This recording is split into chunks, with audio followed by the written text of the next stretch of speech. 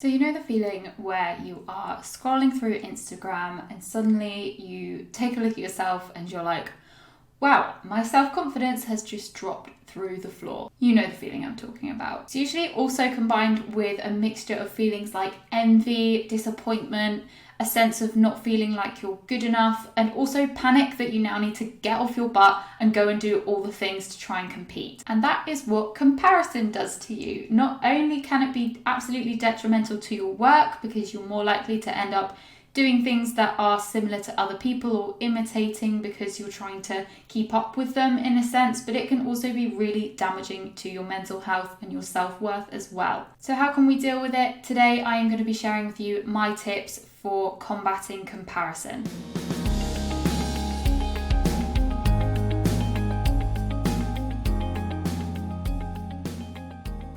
So first of all, thanks for tuning in. Please do give this video a thumbs up and don't forget to subscribe to my channel if you do like this kind of business, marketing, freelance style content. I upload new videos every week, so definitely subscribe if you want to see more. Also, I'm currently sat at my desk really cautiously because this morning a spider crawled around the corner of the desk and into my drawers and I don't know where it is, and so I've been sat like this all day, really scared to get too close to my desk. Anyway, let's talk about comparison and how to kind of try and deal with it as best we can. I'm definitely no expert. We all subject ourselves to this every day, especially if you run an online business or you spend a lot of time on social media all day due to work reasons.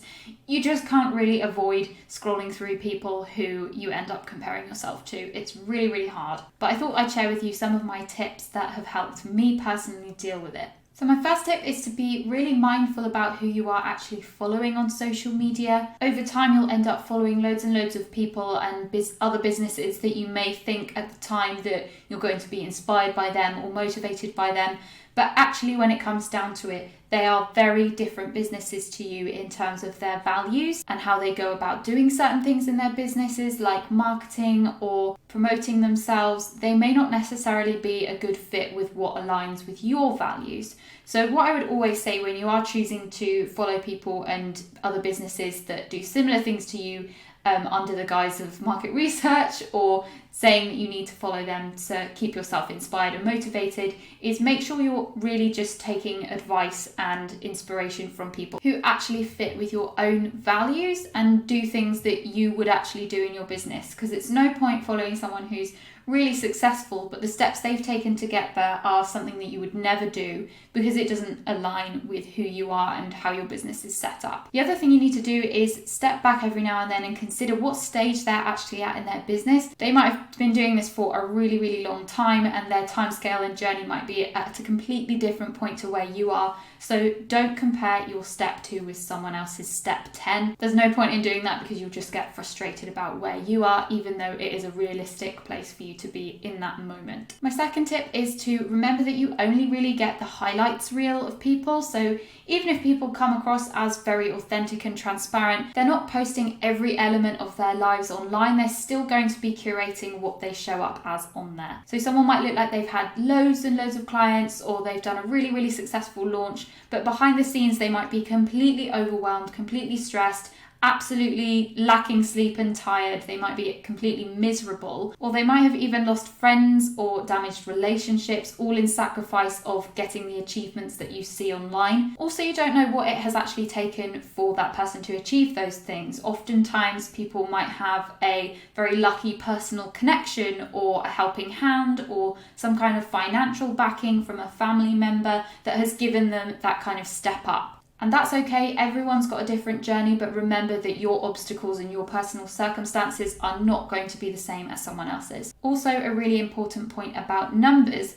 When someone shares a revenue achievement, so something like, I made 6 figures last year, or I just had a £70,000 launch, they are usually referring to revenue, not profit. So they might have had a 70k launch, but it might have taken 60k in expenses to get there. So unless they're being completely transparent about their numbers and expenses, just don't pay attention to numbers like that at all. My third tip is to check yourself before you go into market research mode. Competitor analysis and market research is of course important for any business, but before you sit down and actually do an activity like that, spend a little moment with yourself and just check that you are in the right frame of mind to do that.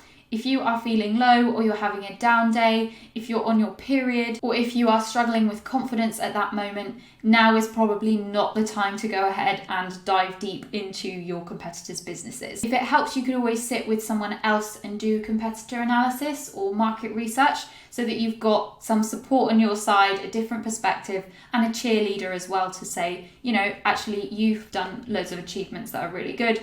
Don't just focus on other people at that moment. Sometimes we need that because it's actually really hard to be a cheerleader for ourselves when we are stuck in that comparison loop. My fourth tip is don't be afraid to mute or unfollow people. If you keep finding yourself left with negative feelings after seeing someone's posts on your feed or looking at their grid or their stories or whatever, it is perfectly okay to unfollow them. Chances are they'll never notice, but if they do, you can just explain, look, whenever I see your content, it's just making me a little bit distracted at the moment. It's nothing personal on you. I just need it to keep focused at the moment. No one's going to take offense to that. Or if you really can't unfollow them, you can mute people temporarily on Instagram. It's quite easy to do that. What I'd suggest is going into your profile, clicking on the little following tab where it shows a list of all the people you're following, and you should see a little space at the top that says most shown in feed. And this is basically a list of all the accounts that you get shown most regularly, both in your Instagram feed and on your Instagram stories.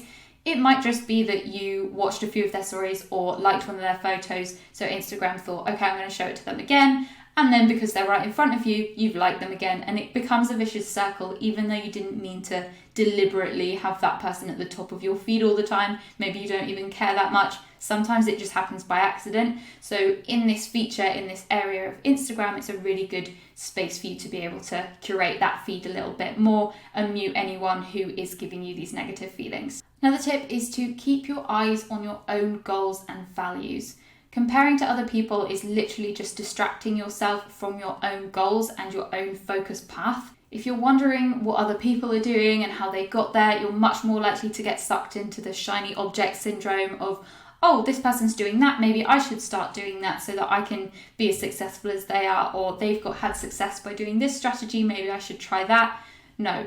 Focus on your own lane. Yes, it is, as I say, it's important to do competitor analysis and see what's going on in the market, but purely from an objective view, and never ever lose sight of your own goals, and make sure you're still coming up with your own unique solutions for achieving your goals. Another tip is to celebrate your small wins. It's really easy when you are comparing yourself to other people to let those wins pass you by because you're always thinking that you're not good enough, your successes are nothing in comparison to these people. But the cold hard truth is that there will always be someone better, bigger, richer and more skilled or successful than you are. So if you live your life comparing your achievements to someone else, you are never going to be happy. You need to be celebrating the small wins that show you are moving towards your own goals that you've set for yourself. Another tip is to practice personal development. If you feel like you're stuck and you're going too slowly, and this is where a lot of the comparison comes up for you in terms of this person has done this in this amount of time, why is it taking me so long? One thing that I would always say is that behind the scenes of these successful businesses is often a heavy amount of investment in personal development, either in hiring a coach or going through some kind of program or taking courses in order to improve their skills and give them the confidence to take their business to the next level. That is usually what has happened for a lot of these businesses to go that extra mile and see that extra growth. I'm not saying it's a necessity to do those things, but if you do really feel that you are stuck and not getting anywhere particularly fast, it is an important thing to note that sometimes you need to spend money to make money in terms of investing in yourself and your business. If you are interested in learning some new skills, definitely take a look at some of the marketing courses that I have to offer. They're all online based, they're self-paced, and I will leave a link to them in the description. Now this tip's going to sound really woo-woo and buzzwordish and fluffy, but you need to be adopting an abundance mindset. Yeah, feel free to roll your eyes, but basically this just means that you believe and you know in yourself that work is out there, opportunities are out there for you, customers are out there for you, and there is enough of it to go around. On the other hand, you have people who have a scarcity mindset, which is where you believe that there is not enough work to go around and therefore we are all competing for a limited amount of opportunities. So this is where you do end up looking at other businesses as if they are competition, and this is where the comparison comes in and feeling like you're not good enough. it all does tie into one another. And if you're coming at everything from a feeling of lack or scarcity, it can often come across to people like you are unstable, like you're negative, like you're potentially a little bit graspy. You can feel the energy of people when they come at things from this mindset. Whereas if you come from a place of abundance, this can help to completely free you from comparison and can make you feel and also come across as much more confident and relaxed, which is what everyone wants in a business, right? And my very last tip, and this is probably the most important, is to remember that you are not your work. As freelancers and business owners, it's so easy for us to feel like our worth is completely tied to the success of our business or the quality of our work. It's very, very easy to take criticisms and failures personally, but you have to remember that we are all humans. We have complex and uniquely different lives and personal circumstances and passions, and you just cannot tie your self-worth to the output of a business. You are so much more than that. And if you do start to lose confidence in yourself and you start feeling like you're not enough when you're comparing yourself to other people and their businesses, try and take yourself out of your work and business headspace for a moment. Go and take a walk, go and see friends and family, surround yourself with other people who love and support you as a person and not just as a business owner, or work on a passion project or a hobby for a while. And this will just help to give you a sense of perspective and remind you that work and your business isn't everything. Sometimes it feels like it is, but it's not. You are you. Anyway, that is a nice positive note to finish up on. Thanks so much for watching this video. If you enjoyed it, please do give it a thumbs up, and I will see you next week with another video.